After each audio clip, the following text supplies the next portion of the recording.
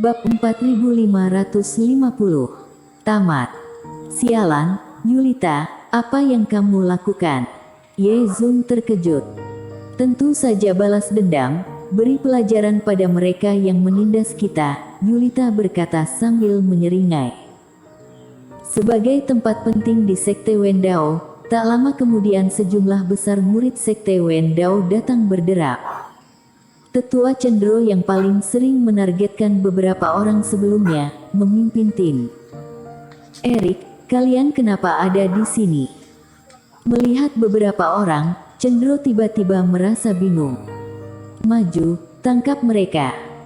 Namun, Cendro dengan cepat memberi perintah dengan nada dingin. Lagi pula, Ye Zun dan si brewok itu tahanan di penjara bawah tanah mereka. Hehe, tangkap kami. Yulita menyeringai, tiba-tiba membumbung tinggi ke langit. Sekte Wendao mulai membunyikan lonceng peringatan, sejumlah besar kultivator datang berbondong-bondong. Namun, hanya Yulita satu orang saja sudah bisa mengalahkan semua kultivator Sekte Wendao hingga rata dengan tanah. Dan itu pun Erik memperingatkan Yulita untuk menahan serangannya. Jika tidak, orang-orang ini akan berubah menjadi daging. Katakan pada ketua sekte kalian, datang ke sekte Qin temui aku. Di depan Cendro yang terkejut dan ketakutan, meninggalkan sepatah kata, Erik dan yang lainnya meninggalkan sekte Wendao. Selanjutnya, Yulita kembali mencari kakek Kaisar Iblis. Ye Zun dan si brewok pergi mencari guru mereka masing-masing. Adapun Erik dan Vinola, mereka kembali ke kota G. Berdiri di gerbang sekte Qin lagi, Erik merasakan perubahan besar. Meskipun dia pergi tidak lama, tapi ada banyak hal mengenai dia yang sudah mengalami perubahan yang mengejutkan. Aku pernah menanyakan Cendro tentang beberapa hal sebelumnya. Aku tahu meskipun sekte Wendao meragukan dirinya, karena tidak ada bukti, ditambah dengan dukungan Tuan Besar Gu dan beberapa keluarga dunia tersembunyi, sekte Wendao tidak mempengaruhi kerabat dan teman-temannya.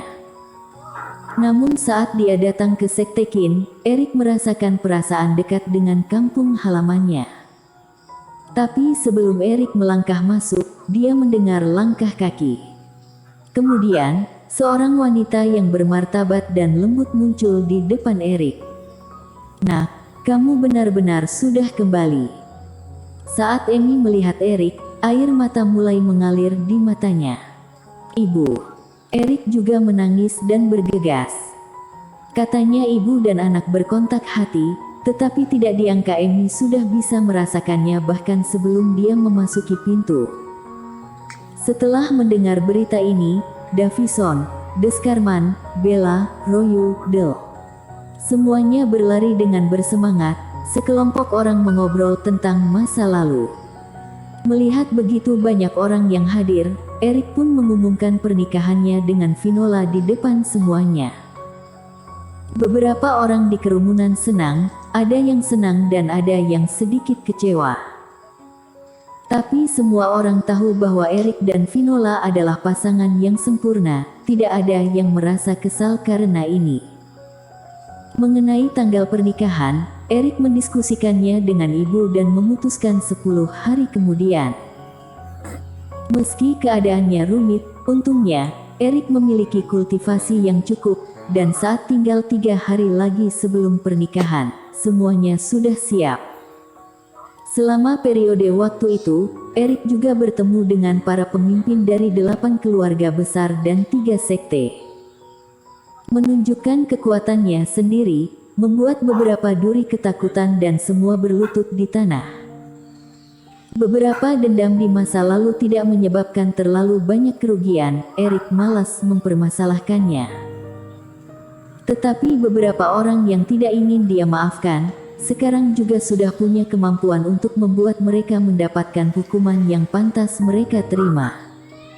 Akhirnya, pernikahan akan segera dimulai. Saat ini, setengah dari bintang biru hampir gempar.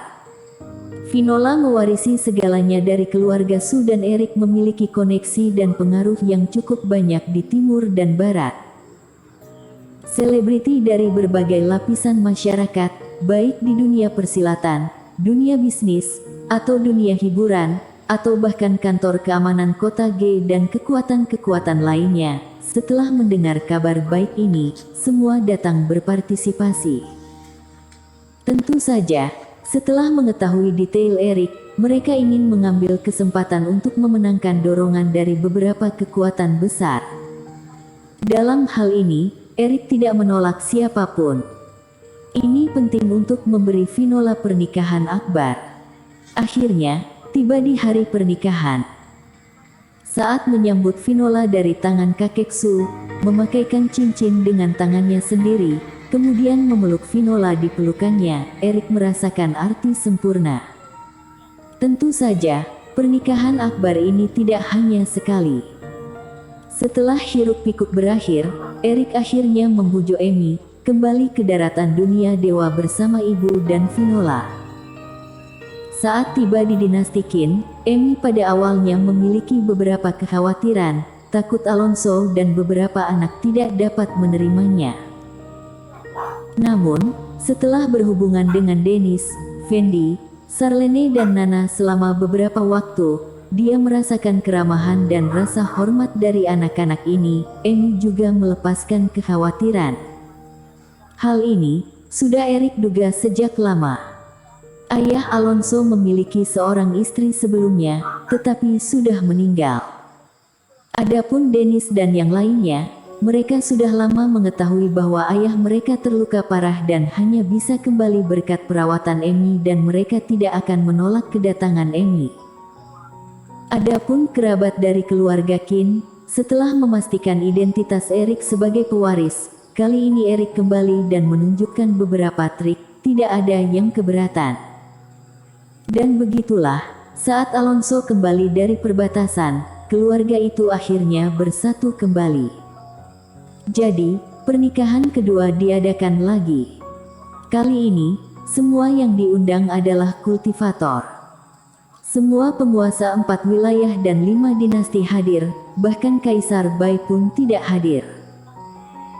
Selain itu, teman-teman Erik kenalan di dunia dewa, master gurunya Finola, penguasa istana es dan kelompok kakak perempuan dan adik seperguruan, satu pun tidak ada yang kurang. Skala pernikahan ini dicatat dalam catatan sejarah sebagai pernikahan besar yang menimbulkan sensasi di daratan dunia dewa.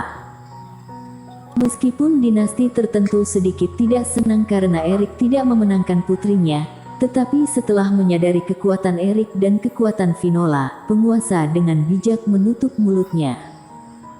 Setelah 2 upacara akbar, hari-hari berangsur-angsur menjadi tenang. Setelah mengurus segala macam urusan sepele, Erik pergi ke galaksi, dan mulai menerima warisan Dewa Bintang dengan sepenuh hati. Tentu saja, Finola juga pergi bersama Erik. Master Galaksi tidak keberatan dengan hal ini. Sebenarnya, Dewa Bintang yang belum pernah menikah juga cukup puas muridnya bisa menemukan pasangan seiman yang begitu tulus. 300 tahun kemudian, Erik dan Finola meninggalkan wilayah rahasia. Uriston muncul saat ini, ingin membalas kematian putranya. Namun, setelah 3 gerakan, dia terluka parah oleh serangan Erik. Jika Erik tidak menahan serangannya, dia pasti akan mati. Pertempuran ini mengejutkan Sekte Agung.